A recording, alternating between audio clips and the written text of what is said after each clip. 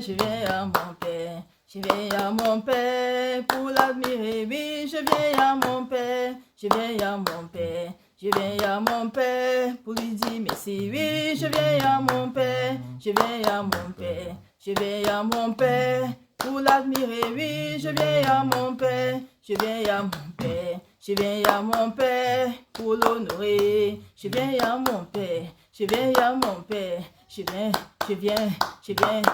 ah oui, je viens à mon Père, oui, pour le célébrer, oui, pour lui dire merci, ah c'est les bons, ah c'est les bons, ah c'est les bons, ah c'est les bons, ah c'est les bons, ah c'est les bons, ah c'est les bons, ah c'est les bons, oui, pour le célébrer, oui, pour le célébrer, oui, c'est les bons, ah c'est les bons, ah c'est les bons, ah c'est les bons, c'est les bons, le Tout-Puissant, et c'est les bons, ah c'est les bons, ah c'est les bons, c'est les bons, c'est les bons, le roi des rois, le saint des saints, oh, sois béni, Seigneur, toi c'est digne d'être célébré, toi c'est digne d'être magnifié, toi l'auteur de notre joie, l'auteur de notre délivrance, l'auteur, papa, de notre existence sur cette terre. Que ton nom soit encore béni en cet instant. Merci pour la vie de ton fils Daniel Hoche, papa, que nous sommes là ce matin pour témoigner encore ta toute puissance, mon Dieu, dans la vie, au sein de ton pays, dans la vie de ton fils Daniel Hoche ici présent. Que toi se prenne encore de ta contrôle et que ce moment soit encore, Seigneur, que ce moment soit encore, papa, pour t'honorer de génération en génération, au nom puissant de notre Seigneur Sauveur Jésus-Christ Nazareth. Amen. Amen. Chers peuple de Dieu, sont tous bénis dans le nom précieux de notre Seigneur Sauveur Jésus-Christ de Nazareth. Je suis que Sœur Marie, la prophétesse de l'Éternel des armées, le Seigneur me fait encore la grâce, mettez ensuite, peuple de Dieu, venir encore vraiment, peuple de Dieu, témoigner la grandeur du Seigneur dans la vie de son serviteur, de son fils Daniel Hoche.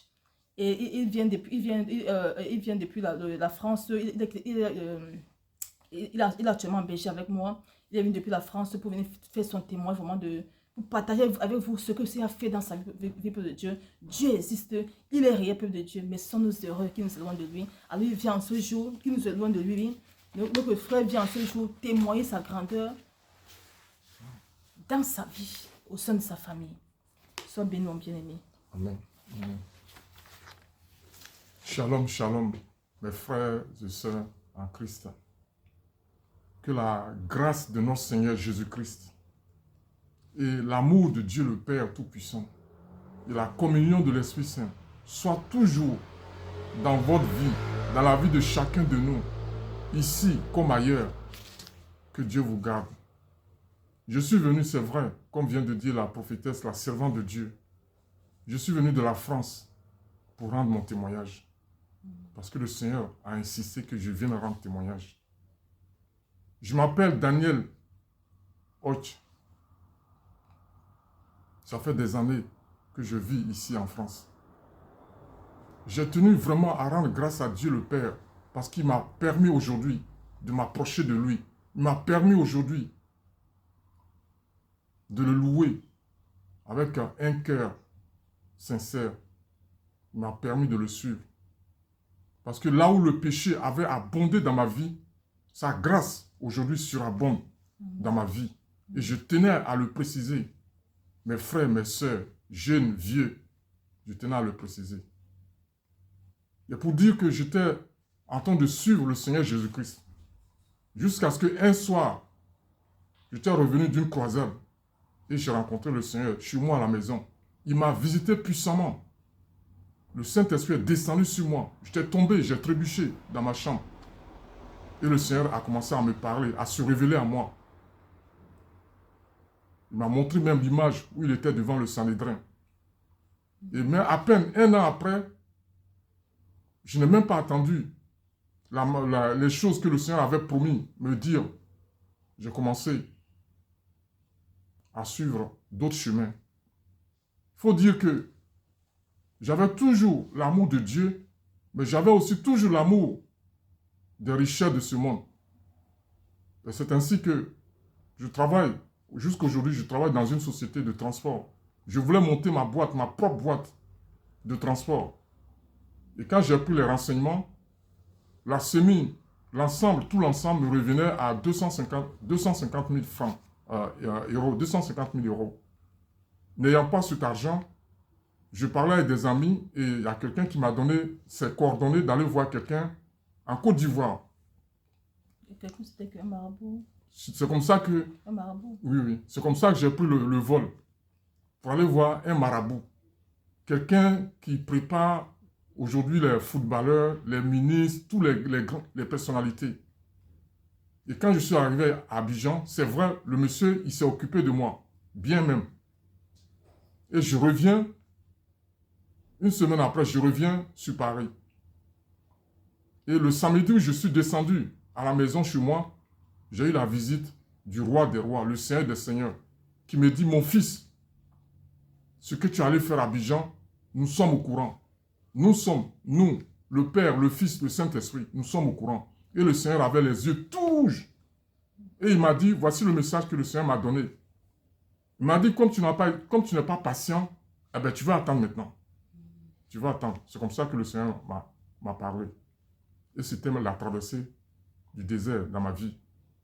C'était la traversée du désert dans ma vie. C'était la traversée du désert. J'ai eu la visite de tous les esprits méchants dans les lieux célestes, au deuxième ciel. Tous ils m'ont visité. Les maris de nuit, les sirènes de nuit qui couchaient avec moi. Matin, à peine je mets la tête sur le lit, j'ai la visite. Maman, s'il te plaît, toi aussi. À peine je mets la tête sur le lit, j'ai la visite. Il y a telle femme qui vient noire. Des fois, c'est des femmes noires. Des fois, c'est des femmes blanches. Des fois, c'est des hommes qui cherchent à coucher avec moi.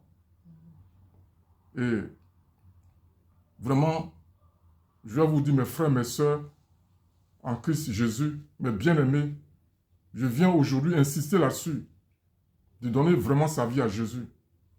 J'ai souffert. J'ai vraiment souffert dans la traversée du désert. J'ai connu tout. Et comme je vous ai dit, je suis routier. J'ai eu des accidents où les gens sont venus voir si j'étais encore vivant dans ce camion. Et je sortais, je dis oui, c'est moi qui suis dans ce camion. Et les gens même, ils étaient étonnés. Ils m'ont dit, comment ça se fait que tu as eu un accident comme ça et tu t'en es sorti. Je veux vous dire que le Seigneur, malgré mes résistances, le Seigneur a été toujours avec moi. Il m'a toujours donné des messages. Il m'a même dit une fois, mon fils, prends courage. Mon fils, prends courage. Je te recommande de prendre courage. Mais que ton heure sera venue. Il m'a dit, au temps favorable, tu auras ce que tu cherches. Il m'a dit comme ça. Et je priais toujours. J'allais toujours à l'église. Mais, une chose que je tenais à vous dire, mes frères, mes sœurs, c'est quand j'ai rencontré la prophétesse, la servante de Dieu, qui m'a réveillé, qui a réveillé en moi quelque chose. Parce que le lieu où j'allais prier, le Seigneur n'était pas là. Le Seigneur n'était pas là. Le Seigneur n'était pas là. J'ai été même plusieurs fois, à 3 reprises, à Lourdes, pour confesser mes péchés. Mais tout ça, ça ne m'a donné rien. Ça ne m'a rien donné. Ça ne m'a rien donné. Et c'est ma rencontre avec la servante de Dieu qui va changer ma vie. Qui va changer ma vie, radicalement changer ma vie. Parce que là où j'étais, c'est comme si je me lavais, et je me lavais propre, et j'allais, comme les cochons, j'allais me replonger dans la boue.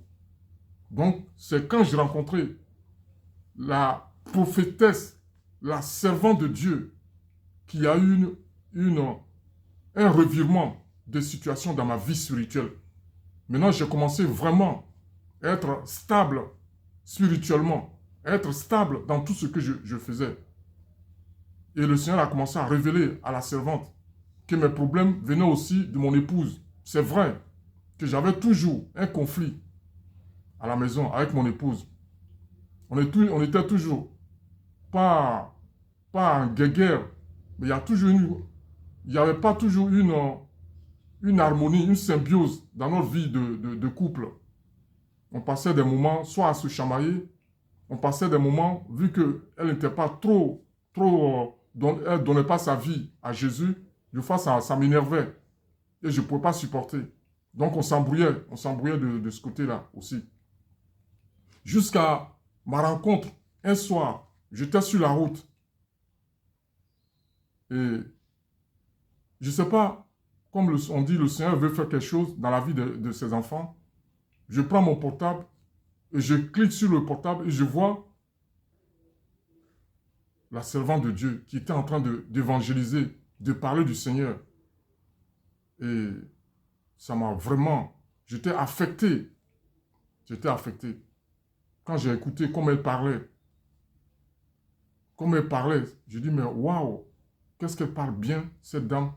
Qu'est-ce qu'elle parle bien, cette dame. Et je dis, je vais arriver chez mon client et je vais la suivre sérieusement. Je vais la suivre sérieusement.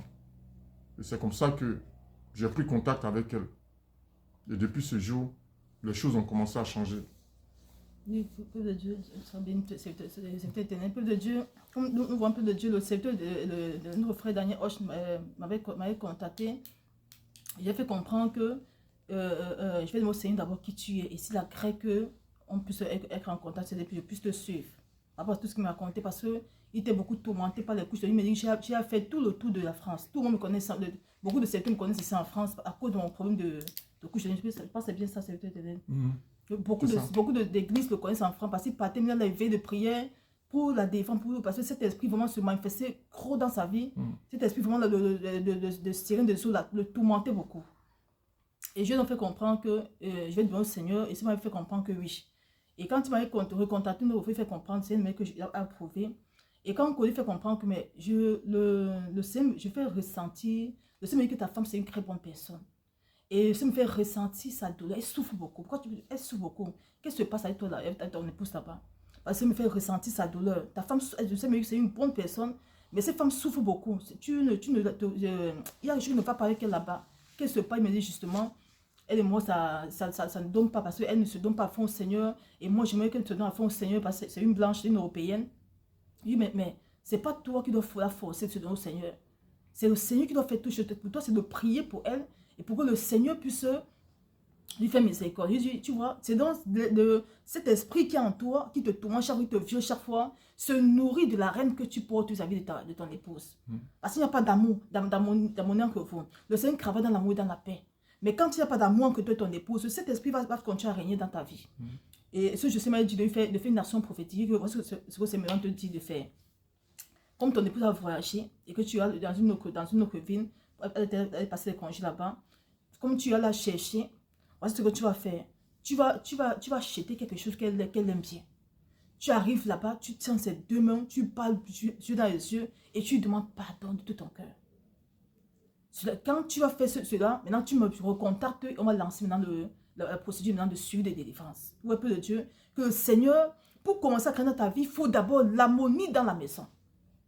Je m'ai dit que c'est une que tu vas acheter quelque chose que ta femme, elle fait lui un bon présent. Et quand tu vas arriver, avant d'aller au présent, tu lui tiens dans la main, tu lui demandes vraiment pardon sincèrement.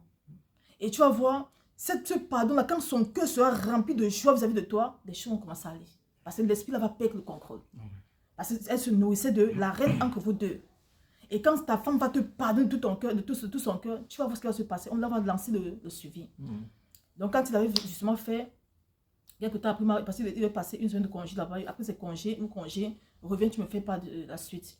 On a donc lancé le suivi de délivrance. Et c'est alors que le Seigneur avait commencé à craver dans sa vie, même comme beaucoup de choses, comme ça, lui révéler beaucoup de choses. Et après, dans le parcours, cette femme n'apparaissait plus. Un jour, la dame a encore réapparu, elle fait comprendre que, parce que c'est en fin 2024 qu'on s'était rencontrés, qu'on était en contact, c'était avec moi, peut-être en novembre, si je ne me trompe pas, je ne m'appelle plus bien, novembre 2024. Donc, en février, en janvier 2025, l'esprit vient lui dire, l'esprit de nuit vient lui dire, la femme de nuit vient lui dire que je reviens en février. Alors, il me fait comprendre, c'est que si le Seigneur dit que, si l'esprit dit que je reviens en février, alors sache que elle s'est bien préparée cette fois-ci pour venir te finir. Donc, février, là, on doit être dans le jeu. On ne doit pas s'amuser. Et dans mon temps de prière, il me dit qu'il faut le suivre. Parce que si tu ne le suis pas, si tu ne le soutiens pas, l'esprit là va venir détruire tout ce qu'il a fait dans sa vie. Il doit venir cette fois-ci pour saccager tout dans la vie de notre frère. C'est comme ça qu'on a fait un programme intense de prière par semaine. Et maintenant, je lui ai fait comprendre que maintenant tu vas me dire, si cet esprit te dit qu'elle revient en février, c'est qu'il y a quelque chose en toi qui l'appartient. Maintenant, parle-moi de ta vie, vraiment. Ne me cache pas quelque chose. Dis-moi tout. Parce que c'est très important. Il me fait comprendre, en fait, je suis jumeau. Tu vois, tu ne m'as pas dit ça. Et si tu es jumeau, c'est qu'on a fait des rites, parce qu'il est ivoirien. Vous avez fait les rites, les parents avaient fait les rites lors de la naissance. Il me dit oui. Je dis c'est ça. Donc, en février, donc, on était entré à fond dans la prière. Et justement, en février, l'esprit était venu, peuple de Dieu. Vous voyez le spirituel? C'était une déesse, on croyait que c'était une sirène. Quand on priait dans le suivi, de temps intense, ça me dit c'est une déesse. Donc, c'était pas n'importe quel esprit. Donc, l'esprit en février était revenu jusqu'à passer ma l'acte avec lui. Quand il m'a dit, il fait comprendre qu'on s'en fout de ça. On va se rentrer dans la prière. Elle va perdre le concours dans ta vie. Donc, en février, l'esprit était revenu, comme elle avait dit. La déesse était revenue, la déesse des eaux était revenue comme dans sa vie. Et bien, quand on a commencé le temps de prière intense, et je commençais maintenant à demander pardon de tout ce qui s'est passé le jour de sa naissance, de tout ce que les eaux, tous les rites qu'on a fait, toutes les paroles qu'on a déclarées, les libations qu'on a déclarées, pour que cet esprit pour qu'il soit consacré à cette déesse des eaux. Et quand je touchais un point important qui lui permettait de rester dans sa vie, elle dit, j'entends à crier, non, il m'appartient. Je continue la repentance. Parce que le peuple de Dieu, ce n'est que la repentance. Hein. Je n'ai pas envoyé le feu quelque part, le peuple de Dieu. Je dis, dans la repentance, je me dis, tu dois faire le Seigneur et je demande pardon pour lui. Parce que c'est ça mon rôle. Quand c'est difficile, je suis là pour te soutenir. Donc, par exemple, il demande pardon aussi. Parce qu'on a noté tous les points. Moi aussi, papa, miséricorde. Miséricorde pour ton fils, papa. Il était tout enfant. Voici ce qu'on a fait. Voici ce qu'on a fait. Papa, miséricorde. Papa, miséricorde. Et quand je touchais les points, on a déclaré ceci avec de l'eau. Papa, miséricorde. L'esprit se fâche. Non, il m'appartient. Et ce jour-là, quand on me demande pardon, j'entends le Seigneur qui me dit, à compter d'aujourd'hui, elle ne le touchera plus jamais. Le puissant guerrier, le puissant guerrier fort dans les combats. Le peuple de Dieu, la puissance de la repentance. Je n'ai pas vu le feu quelque part. Hein. Parce que quoi? Elle avait le droit d'être dans sa vie. Ce sont les parents qui l'ont consacré depuis l'enfance. Donc, comme il était jumeau, parce que quand on est jumeau là-bas en Côte d'Ivoire, au Cameroun, quand on est jumeau, quand les gens sont des jumeaux, ils sont sur les rites spéciaux qu'on fait. Mais ils ignorent qu'ils sont en train de consacrer les enfants aux ténèbres sans s'en rendre compte. De le côté traditionnel. Donc, c'est ce qu'on avait fait avec le secteur, avec notre frère Daniel Hoche et son frère jumeau. On les avait consacrés à la déesse des eaux. Donc, elle avait le droit d'être là. Donc, si tu délais pour dire, en tant que secteur, c'est bon pour enlever le feu que je ne sais pas de lui, tu perds ton temps.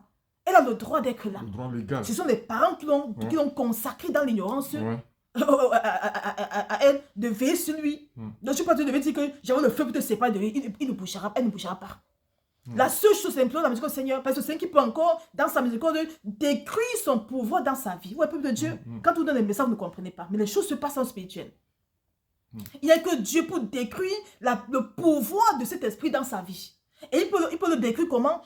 Au travers d'une repentance sincère. Donc, ce temps, un temps qu'on avait pris en février, on était dans papa miséricorde. Papa miséricorde. Tout ce qu'on a fait dans sa vie depuis l'enfance. Papa miséricorde. Et cet esprit était en colère. Et il me dit, à compter d'aujourd'hui, elle ne le touchera plus jamais. Nous, on peut dire que c'est Dieu qui combat pour nous, c'est pas nous. Pour nous, c'est d'être agréable. C'est nous repentir, marcher dans ses voies. Et il fait ce qu'il désire dans nos vies, peuple de Dieu. Et jusqu'à aujourd'hui, février 2025, jusqu'à présent, elle n'est plus jamais passée. C'est fini. Ça décrit. Le Seigneur, comme on l'avait consacré à ce demande, cette déesse, le Seigneur a décrit tout. Tout son pouvoir. Son pouvoir dans la vie de notre frère Daniel Hoche. Aujourd'hui, il dort en paix comme un bébé. Il dort. Il dort en paix comme un bébé. Il dort, il s'oublie un peu de Dieu. Pourtant, l'esprit le violait. Tu pouvais un peu nous expliquer comment l'esprit, ça apparaissait même physiquement dans sa vie.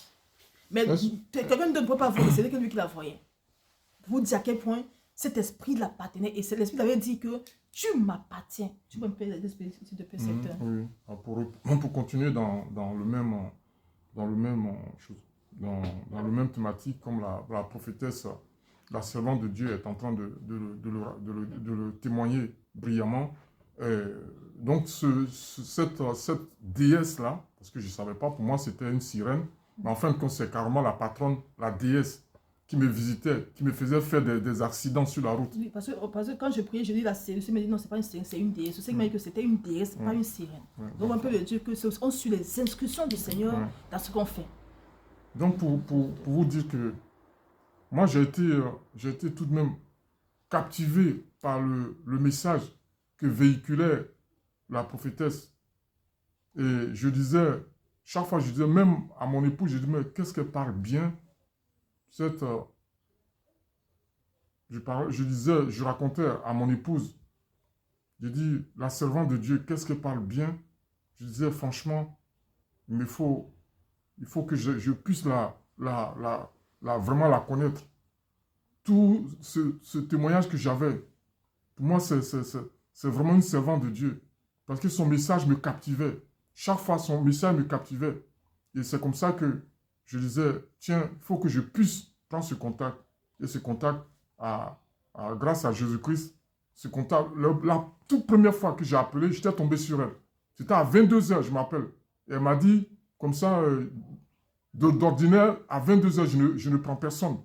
Je ne réponds à personne. À 22h, je ne réponds pas à mon téléphone. J'ai dit donc, alléluia, c'est le Seigneur qui est en train de faire son œuvre. Et en fin de compte, c'est le Seigneur qui m'a amené chez elle. Et donc, pour revenir à ce que je suis en train de dire, cette femme, cette déesse est rentrée chez moi un après-midi que je suis revenu du travail. Je dormais. Je n'étais pas tellement allé loin dans mon sommeil. Là, c'était après la défense, avant que tu me rencontres. Ah oui, oui, oui. Avant que je rencontre la prophétesse, cette femme était tellement acharnée sur moi. Des fois, elle s'asseyait sur moi. Je m'étouffais. Je n'arrivais même pas à respirer. Et ça s'enchaînait, ça s'enchaînait. Alors, d'heure en heure. Alors, la nuit, même ma femme me dit, mais qu'est-ce que tu as à te battre comme ça toute la nuit? J'ai dit, mais toi, tu ne comprends pas. Toi, tu ne comprends pas. Toi, tu ne comprends pas. Je luttais. J'avais du mal à respirer. Mais je la voyais, des fois, elle prend la forme d'une black, une africaine.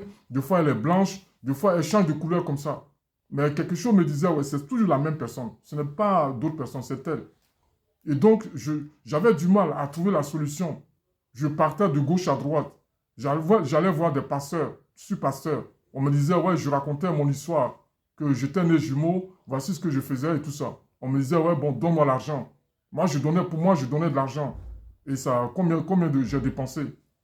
Combien de fois j'ai dépensé? Je pouvais même, ça, si ce n'est pas loin de 10 000 euros. Tout ce que je donnais.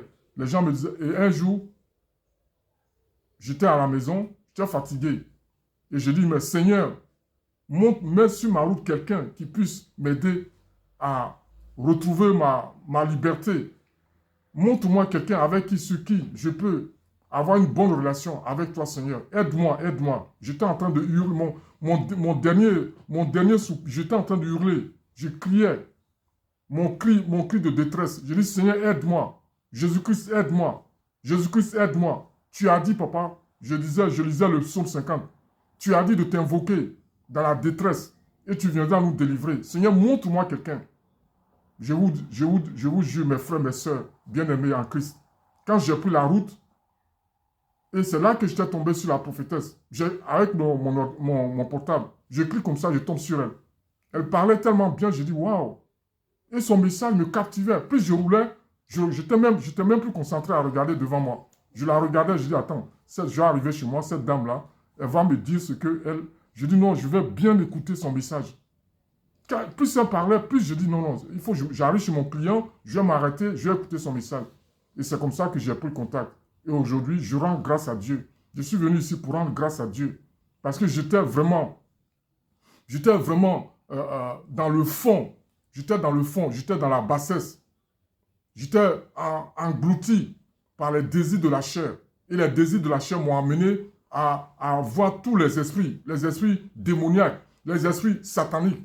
Et le Seigneur même m'a révélé dans ma propre famille, il y a un arbre de sorcellerie. Vous voyez? Le Seigneur m'a révélé dans son amour, il m'a révélé ce qu'il y a dans ma famille, ma propre famille. Je vous dis, mes frères, mes soeurs, bien-aimés en Christ. Tout ce que je vous dis là, je n'ai pas imaginé. C'est le fait, pourquoi je vais venir quitter la France, venir à Bruxelles, chez la prophétesse pour vous mentir. Pour vous mentir. J'ai la soixantaine. Je ne suis pas un homme politique. Je ne fais pas de la politique. Je suis venu pour vous dire ce que j'ai vécu, mon vécu, jusqu'à aujourd'hui encore. C'est mon vécu. Et la vie, je vous dis que la vie chrétienne, la vie de Jésus-Christ, ce n'est pas une vie d'Hollywood. Ce n'est pas une vie fictionnelle. La vie du Christ, là, c'est une vie rationnelle. Une vie de vérité.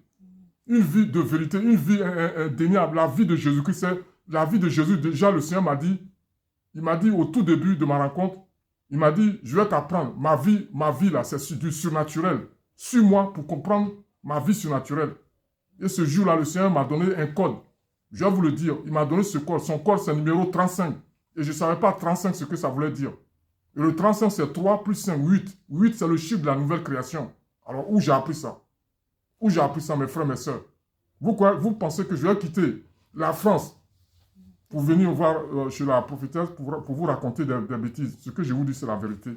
Donc, pour revenir un peu à ce que la prophétesse disait, donc je suis né jumeau et mes parents, tout petits, paix à leur âme, me faisaient faire, mon frère jumeau et moi, on faisait, comme vous savez, dans certains pays africains, quand vous êtes jumeaux, vous vous habillez pareil, tout vous faites pareil, vous faites pareil. Et donc, c'est comme ça que on nous a donné à ces esprits-là. Et tout ce que nous faisons, de fois même on allait, je me rappelle bien, on allait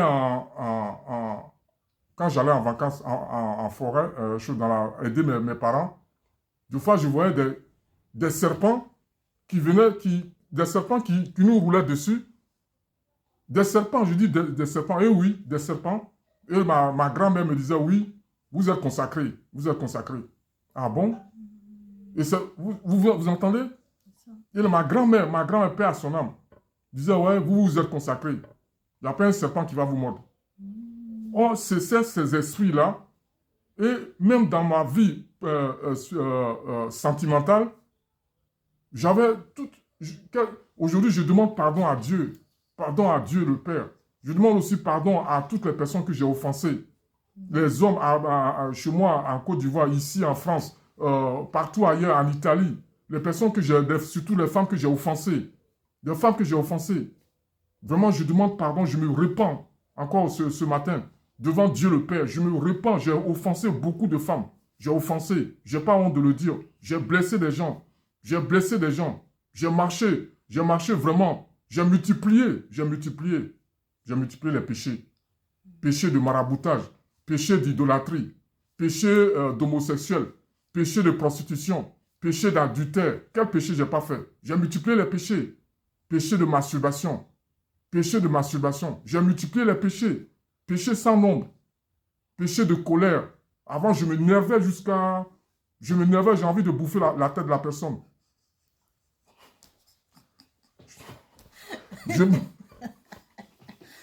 Je m'énervais. C'est chaud aujourd'hui. Je m'énervais jusqu'à la colère.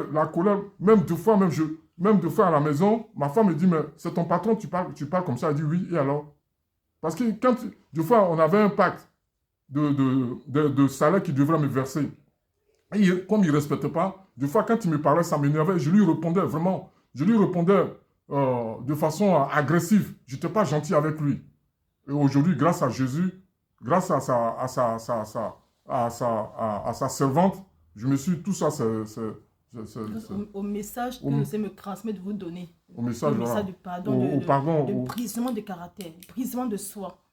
Non plus de Dieu que... Je m'énervais.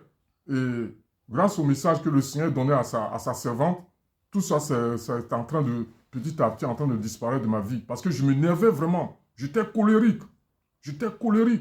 Chaque fois, mon épouse me disait, mais c'est ton patron. Je dis, mais et alors, pourquoi il ne me respecte pas? Et s'il te plaît, tu peux nous dire un peu les rites, parce que tu m'as fait comprendre que là-bas, en tant que jumeau, on vous préparait chaque fin d'année, l'igname, ça se renouvelait. Même quand tu étais avec 100 €, tu as continué à faire la même chose. Oui, merci. Est-ce que tu peux expliquer ça? Oui, merci, servant de Dieu. Donc, après, j'ai continué ces rituels-là.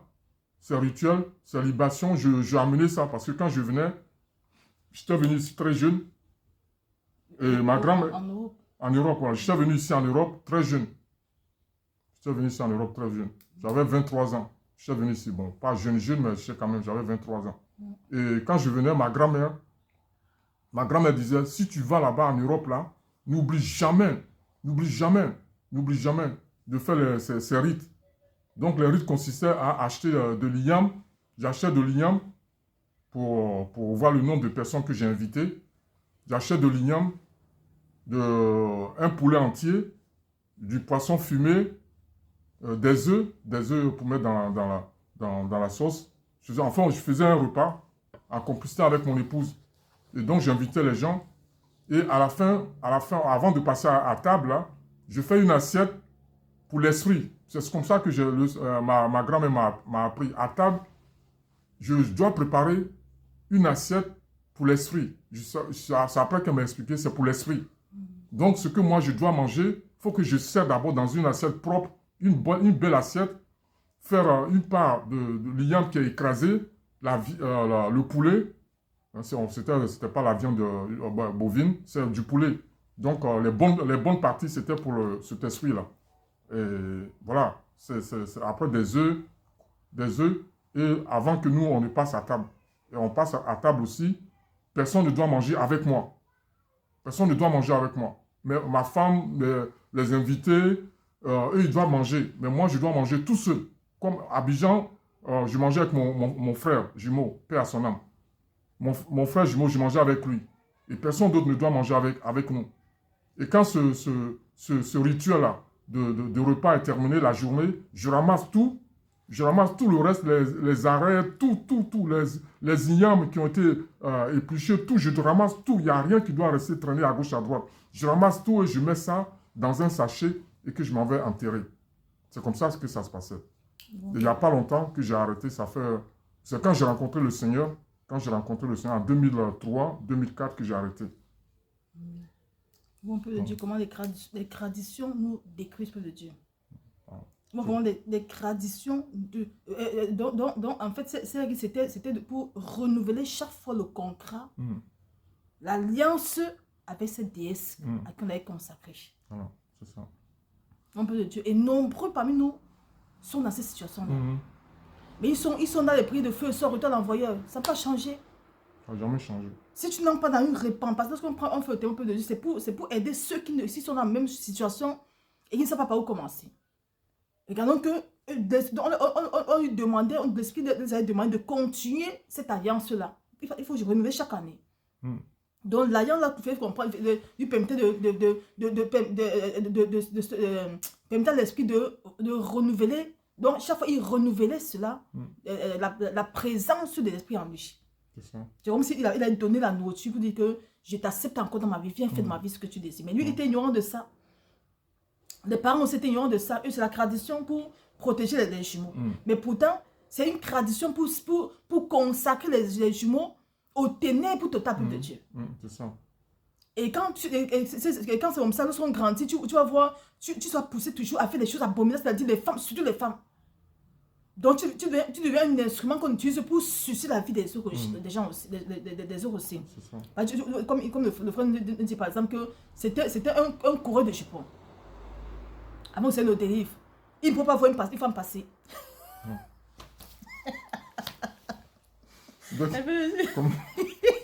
C'est chaud. Dès que je vois une jolie femme passer, je devenais un Doberman. Et c'était un beau gosse en plus. Vous voyez, dans sa vie, c'était un beau gosse. Ouais, j'ai la soixantaine, hein, mais ça va quand même. C'est ça. Il ne peut pas voir une femme passer. Parce que c'est l'esprit qui est en lui, c'est ça. Quand on te consacre un esprit, tu deviens l'habitation de cet esprit pour susciter la vie de tous ceux que la personne désire. Je me répands. Donc, on t'amène là de gauche à droite, de gauche à droite. Les gens disent, mais pourquoi ce garçon n'est pas stable? Pourquoi il n'est pas fidèle? Il ne peut pas être fidèle, ce n'est pas sa faute. On peut le tuer. On doit éviter de juger les gens. Parce que ce n'était pas lui par lui-même. On avait consacré un esprit depuis son naissance. Ce n'est pas lui qui a voulu. Il est né dans une famille où les traditions sont primordiales. Donc, il a reçu dans sa miséricorde pour faire sortir ces gens de cette situation-là. Donc, c'est arrivé sans nous. Maintenant, le Seigneur lui permet de le rencontrer Et commence maintenant à faire sa délivrance. Amen. Amen. Bon peuple de Dieu. Amen. Que nous croyons que non, on doit retourner à nos traditions, tout ça là. C'est pas, il n'y a rien de bon. Vous voyez que c'est la tradition qui l'a délivré. Non, la tradition l'a plutôt amené dans les tourments. Mais c'est le Seigneur encore qui l'a délivré, peuple de Dieu. Comme vous dites que nous, que Dieu est réel. Amen. Et c'est lui qu'on doit suivre de tout notre cœur, et non la tradition. Amen. La tradition vient des hommes. La tradition nous amène à faire les alliances et les ténèbres. Seigneur Jésus. Et c'est le Seigneur qui vient encore sa miséricorde de nous sortir de la peuple de Dieu. Amen. Donc, si tu entends les messages que nous retournons à nos créations, fuis ça. Dieu est réel. Mais il faut savoir le chercher.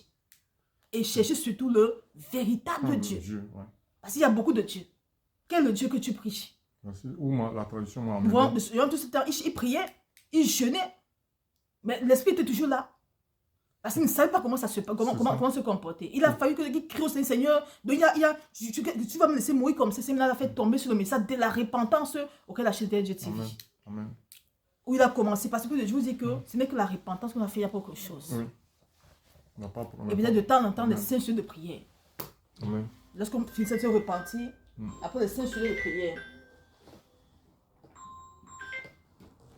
Après les 5 sujets de prière de Dieu, ce n'est que ça. Et voilà notre frère aujourd'hui qui est simplement, il est tellement épanoui, il est content, il est dans la joie de Dieu, parce que le Père s'est glorifié en lui. Amen. Et il m'a aussi fait comprendre, quand on a commencé sur la délivrance, le Seigneur m'a montré comment il était dans la cuisine, son épouse, il cuisinait, il y avait un grand monsieur avec eux, ils étaient tous dans la joie. C'était la présence du Seigneur. On peut dire que la discorde dans un couple est loin du Seigneur. Mais lorsqu'il y a l'entente entre un mari et son épouse, le Seigneur vient régner parmi eux. Amen. Donc, peuple de Dieu,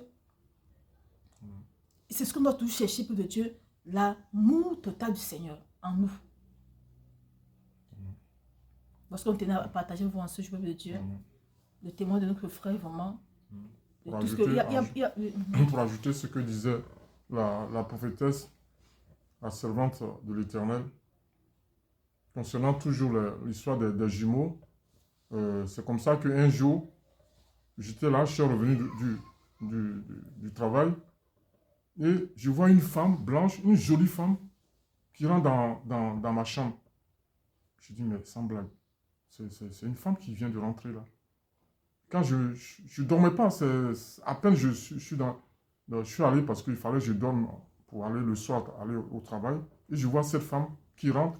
Bon, moi, je prie chez moi, et quand j'ai fini de prier, j'ai une petite table de prière, je laisse ma Bible ouverte, et cette dame, elle vient, et elle partait pour cet esprit-là, parce que c'est un esprit, elle partait pour prendre la Bible. Et quand je me suis réveillé, en sursaut, elle a fait marche arrière, et la prochaine fois qu'elle est venue, cette femme, comme la servante avait dit, elle a dit qu'elle allait revenir.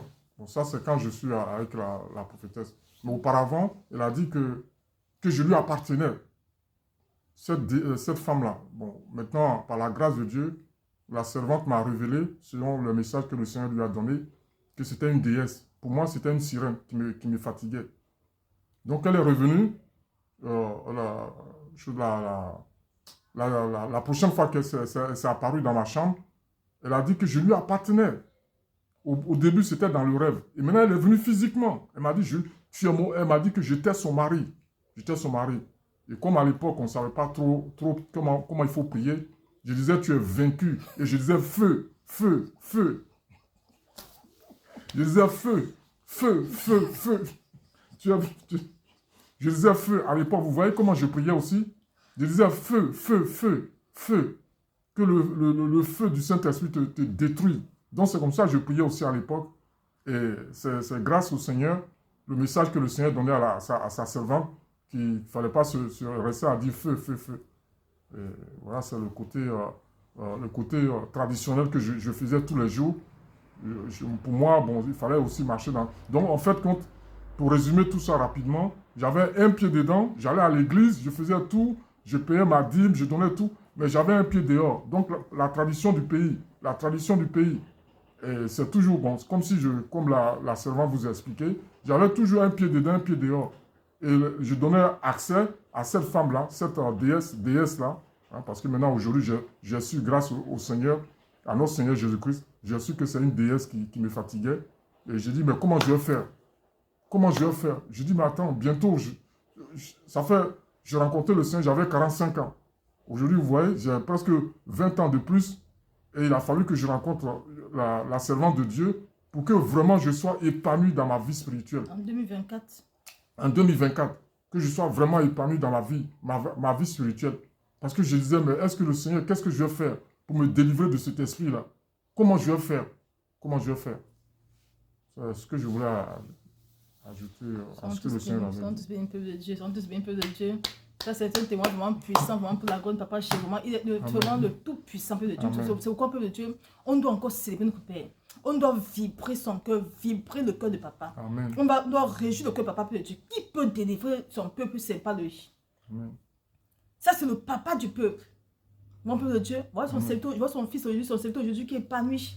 Amen. Amen. Et j'étais aussi en passant, vous vous rappelez la dernière fois, il a fait comprendre qu'il y a un frère en plus qui avait fait le don de tout le kit de la caméra. C'était lui. Donc après, quand il a eu délivré, il était tellement content qu'il a décidé de bénir l'œuvre, que les choses se passent encore plus bien. Amen. Donc c'était le peuple de Dieu qui avait fait le don de tout le kit de la caméra qui était vraiment de la bonne qualité.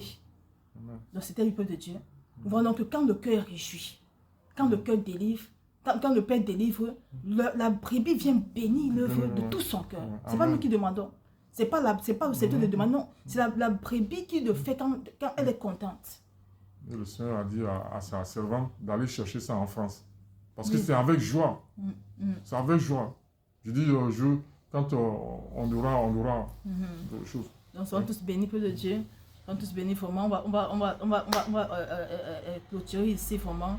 Le témoin de notre frère, vraiment, pour bénir le Seigneur, qu'il a délivré vraiment de ces esprits, qui travaille ses caractères, qu'il l'amène vraiment avec vraiment agréable à ses yeux. Amen. Soyons tous bénis, peuple de Dieu. Amen. Soyons tous bénis et que toute la gloire soit encore rendue à notre Seigneur et Sauveur Jésus qui Nazareth de génération en génération. Amen. Paix et grâce à tout le monde. Sois béni, Seigneur. Sois béni, bien-aimé. Sois béni. Cher peuple de Dieu. Soyons tous bénis.